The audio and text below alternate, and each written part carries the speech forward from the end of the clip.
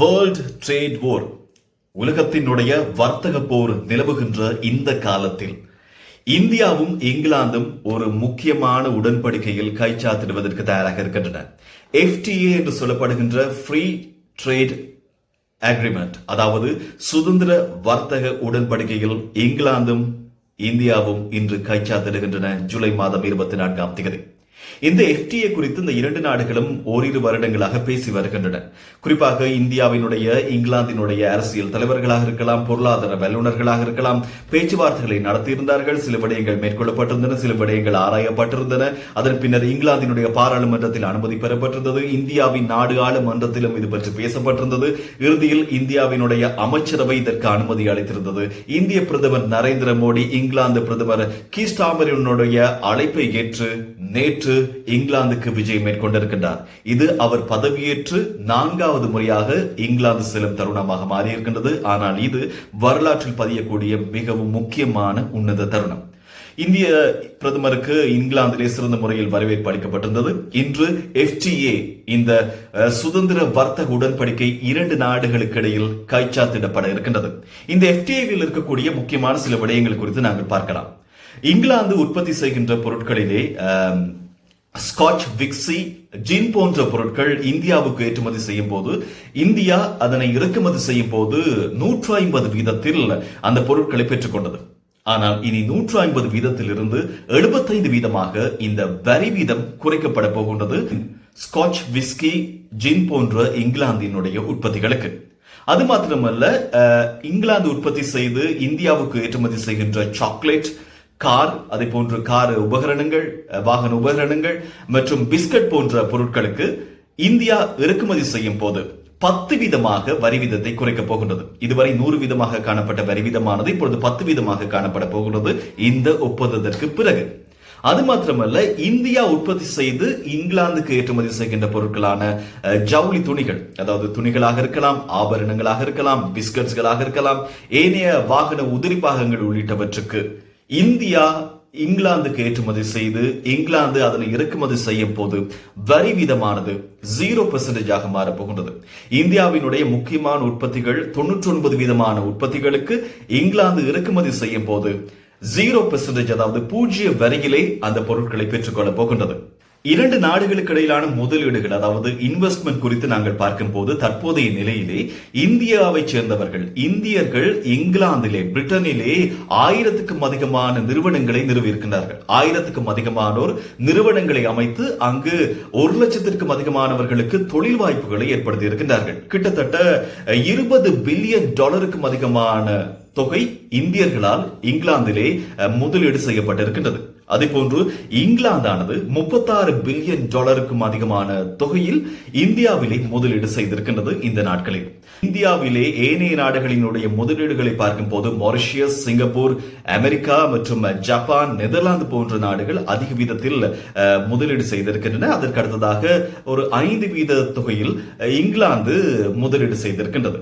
எனவே இனிவரும் நாட்களில் இந்த ஒப்பந்தத்திற்கு பிறகு இங்கிலாந்தினுடைய முதலீடானது இந்தியாவிலே அதிகரிக்கப்படலாம். குறிப்பாக இரண்டு நாடுகளினுடைய உடன்படிக்கைக்கு பிறகு வியாபாரமானது 60 பில்லியன் வரையில் காணப்படுகின்ற இந்த வர்த்தகம் இன்னும் ஒரு 5 வருடங்களில் 2030ஆம் ஆண்டு அளவில் 120 பில்லியன் வரை செல்லலாம் என்ற எதிர்பார்ப்பு இங்கு காணப்படுகின்றது. அதுதான் இங்கு பேஸ். அது மாத்திரமல்ல, தொழில் வாய்ப்புகள், குறிப்பாக இந்தியர்கள் பிரித்தானியாவுக்கு சென்று தமது உற்பத்திகளை விற்பனை செய்யலாம், வியாபாரத்தை மேற்கொள்ளலாம். அது மாத்திரமல்ல, சில தொழில் வாய்ப்புகளை கூட ஏற்படுத்தலாம். அதே போன்று இங்கிலாந்தினுடைய உற்பத்திகளுக்கு இந்தியா திறந்திருக்கின்றது, வழிவிட்டு இருக்கின்றது. ஏற்றுமதி செய்யுங்கள், நாங்கள் இறக்குமதி செய்கின்றோம் என்று.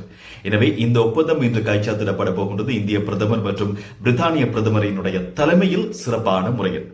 குறிப்பாக இந்தியா ஏற்றுமதி செய்வது அதிகமான 17 முதல் 18 வீதமான பொருட்களை ஏற்றுமதி செய்வது அமெரிக்காவில் தான் அந்த ஏற்றுமதி காணப்படுகின்றது. இந்தியாவினுடைய ஏற்றுமதி அதிகமாக.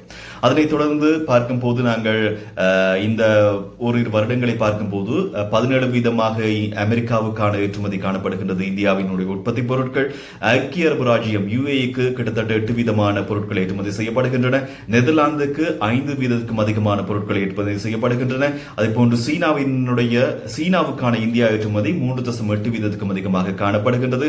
சிங்கப்பூருக்கான ஏற்றுமதி மற்றும் இங்கிலாந்துக்கான ஏற்றுமதிகள் கூட 3 வீதத்துக்கும் அதிகமான ஏற்றுமதிகளாக காணப்படுகின்றது இந்தியாவிடமிருந்து. எனவே அதிகமான பொருட்கள் இந்தியாவினுடைய ஏற்றுமதி அதிகமாக 18 வீதமாக காணப்படுவது அமெரிக்காவுக்கு. அப்படி இருக்கும்போது அமெரிக்கா தொடர்ச்சியாக உலக நாடுகளுக்கு வரி வீதத்தை அறிமுகப்படுத்தி வருகின்றது. ஏப்ரல் மாதத்திலிருந்து, குறிப்பாக அமெரிக்க ஜனாதிபதியாக டொனால்ட் ட்ரம்ப் பதவியேற்றதிலிருந்து அமெரிக்காவிலே இறக்குமதி செய்யப்படுகின்ற பொருட்களுக்கு வரி வீதத்தை அதிகரித்திருக்கின்றார். சில நாடுகள் வரி வீதத்தினுடைய அதிகம் காரணமாக கலந்துரையாடல்களை மேற்கொண்டு வருகின்றன, பேச்சுவார்த்தைகளை நடத்தி வருகின்றன அமெரிக்கா தரப்போடு. இதற்கிடையில் 90 நாட்கள் கால அவகாசத்துக்கு பிறகு ஆகஸ்ட் மாதம் 1ஆம் தேதியிலிருந்து நாடுகளுக்கான வரி விதிப்பானது உறுதிப்படுத்தப்பட போகின்றது, அமல்படுத்த போகின்றது அமெரிக்காவினுடைய இறக்குமதிகளில். குறிப்பாக இலங்கைக்கு 30 வீதம், குறிப்பாக 44 வீதமாக காணப்பட்டது ஏப்ரல் மாதம். இப்பொழுது 14 வீதம் குறைக்கப்பட்டு 30 வீதமாக காணப்படுகிறது பேச்சுவார்த்தைகளுக்கு பிறகு. அதே போன்று பிலிப்பைன்ஸுக்கு 19 வீதமாக குறைந்திருக்கிறது. ஜப்பானை பொறுத்த மட்டில் 15 வீதம் என்று சொல்லப்படுகின்றது. ஆனால் சில பொருட்கள் 25 வீதமாக காணப்படலாம். இவ்வாறு இருக்கும் போது இந்தியாவுடன் தொடர்ச்சியாக நாங்கள் வியாபாரத்தை நடத்தி செல்வதற்கு தயாராக இருக்கின்றோம். இந்திய உற்பத்திகளை தாராளமாக எடுத்துக் கொள்வதற்கு தயாராக இருக்கின்றோம். வர்த்தக உடன்படிக்கைகளுக்கெல்லாம் தயார். ஆனால் பேச்சுவார்த்தைகளை நடத்துங்கள் என்ற மாதிரி இந்த 2 நாடுகளுக்கும் இடையிலான பேச்சுவார்த்தைகள் இடம்பெறும் வேளையில் இந்தியாவினுடைய வரி வீதத்தை மாத்திரம் இன்னும் அமெரிக்கா கூறவில்லை. ஆனால் ஒரு விடயம், ஒரு மறைமுகமாக ஒரு எச்சரிக்கை விடுத்திருக்கின்றது. இந்தியா பிரிக்ஸ் அமைப்பில் இருக்கக்கூடிய ஒரு நாடு. அதாவது பிரேசில், ரஷ்யா, இந்தியா, சீனா, தென்னாப்பிரிக்கா ஆகிய நாடுகள் பிரிக்ஸ் அமைப்பினுடைய முக்கியமான நாடுகள். அமெரிக்காவினுடைய பார்வையிலே பிரிக்ஸ் அமைப்பு என்பது ஒரு எதிரான ஒரு அமைப்பு அமெரிக்காவினுடைய பொருளாதாரத்துக்கு. இது அமெரிக்காவினுடைய பார்வையில். காரணம், ஏற்கனவே இந்த பேச்சுவார்த்தைகள் நடத்தப்பட்டிருந்த பிரிக்ஸ் அமைப்பினால் பொதுவான ஒரு நாணயம் கொண்டு வரப்பட வேண்டும் என்று. அவ்வாறு கொண்டு வரப்பட்டால் அமெரிக்காவினுடைய டாலருக்கு பாதிப்பு ஏற்படும். ஆனால் இம்முறை கடந்த இம்மாதம் இடம்பெற்ற மாநாட்டிலே, பிரிக்ஸ் மாநாட்டிலே இந்த பொது நாணயம் குறித்து அதிகமாக பேசப்படவில்லை. இருந்தாலும் அமெரிக்கா எதிர்த்திருந்தது பிரிக்ஸ் அமைப்பை. ஆனால் சீனா தரப்பு கூறியிருந்தது, நாங்கள் எங்களுடைய அமைப்பு நாடுகளுக்கு, அங்கத்துவ நாடுகளினுடைய பொருளாதாரம் குறித்து தான் பேசுகின்றோம், அமெரிக்காவினுடைய பொருளாதாரத்துக்கு நாங்கள் என்றுமே எதிரிகள் இல்லை என்பதை தெரிவித்திருந்தது. ஆனால் அமெரிக்கா தொடர்ச்சியாக தெரிவித்திருந்தது, அதாவது பிரிக்ஸ் அமைப்பில் இருக்கக்கூடிய நாடுகளுக்கு மேலதிகமாக 10 வீதம் வரை வரி வீதம் அதிகரிக்கப்படும், பரஸ்பர வரி வீதம் அதிகரிக்கப்படும் என்று அமெரிக்கா எச்சரித்திருந்தது. அது மாத்திரமல்ல, ரஷ்யாவுக்கு தொடர்ச்சியாக எச்சரிக்கை விடுத்து வருகின்றது அமெரிக்கா. இதற்கு காரணம் ரஷ்யா மற்றும் உக்ரைனுக்கு இடையிலான போர். 2.5 வருடங்கள் தொடர்ந்துகின்ற இந்த போர்.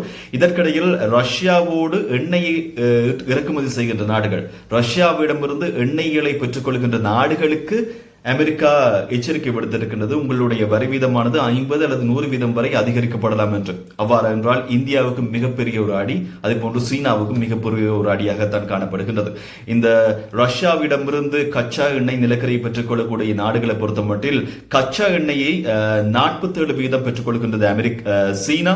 அதே போன்று இந்தியா 38 வீதம் பெற்றுக் கொள்கின்றது ரஷ்யாவிடமிருந்து. நிலக்கரிகளை பார்க்கும் போது இந்தியா 19 வீதத்தையும், சீனா 44 வீதத்தையும் பெற்றுக் கொள்கின்றது ரஷ்யாவிடமிருந்து. எனவே இவ்வாறான நிலையில் இந்தியாவுக்கான வரி வீதம் அதிகரிக்கப்படுமா அல்லது குறைக்கப்படுமா என்பதை பொறுத்திருந்துதான் பார்க்கலாம். அவ்வாறு அதிகரிக்கப்பட்டால் இந்தியாவினுடைய ஏற்றுமதி, இந்தியாவினுடைய உற்பத்திகள் அமெரிக்காவுக்கு கொண்டு போய் சேர்ப்பது மிகப்பெரிய ஒரு சிரமமான ஒரு நிலையாக காணப்படும். ஏற்கனவே ஏற்றுமதி வீதமாக உச்சம் தொட்டிருக்கின்றது அமெரிக்கா தான் 18 வீதம் இந்தியாவினுடைய உற்பத்தி பொருட்களுக்கு அமெரிக்காவுக்கான ஏற்றுமதி. இதற்கிடையில் தான் இந்த ஒப்பந்தம் கைச்சாத்திடப்பட போகின்றது. இந்த ஒப்பந்தம் என்று சொல்லும் போது பிரிட்டானியா மற்றும் இந்தியாவுக்கு இடையிலான ஒப்பந்தத்திற்கு பிறகு பிரித்தானியாவினுடைய பொருட்கள் இங்கு அதிகமாக இறக்குமதி செய்யப்படலாம் இந்தியாவிலே. அது மாத்திரமல்ல, இந்தியா தமது பொருட்களை, உற்பத்தி பொருட்களை அதிகமாக பிரித்தானியாவுக்கு ஏற்றுமதி செய்யப்படலாம். இது எதிர்பார்க்கப்படுகின்ற ஒன்றாக இருக்கின்றது.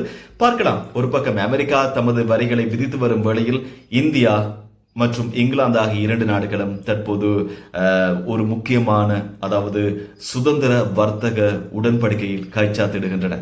எனவே பொறுத்திருந்து பார்க்கலாம் வர்த்தக நிலவரம் எவ்வாறு மாறப்பட போகின்றது என்பதை.